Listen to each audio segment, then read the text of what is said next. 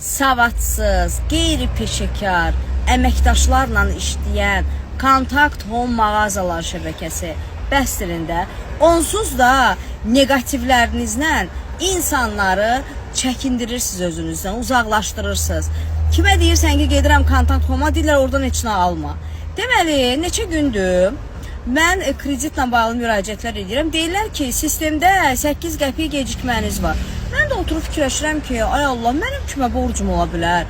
Birdən yadıma düşdü ki, keçən il mən məhsul almışam Kontakt Home-dan və mən heç vaxt da pul baxımından məsuliyyətliyəm, gecikdirmirəm. Axırıncı ödənişi də eləyəndə zəng elədim bunların əməkdaşlarına. Dedim silindi, sıfırlandı. Dedi, hə, narahat olmayın, sıfırlanıb. Sən demə orada 8 qəpik borc qalıb. Təsəvvür edirsiniz, manat yox, qəpik. Və zəng eləmişim indi onlara, deyir, hə, 8 qəpik borcunuz qalıb, üstünə də 7 qəpik gəlib. Yəni, biabırçısınız, Qurana and olsun, biabırçısınız. Bəsdirində belə biabırçı hərəkətlərləriz, ay Kontakt Home. Bir normal adamlarla işləyində, beyinli adamlarla işləyində, bisavad adamlarla bəsdirində işlədiniz də. Onsuz da biabır olmuşsunuz siz.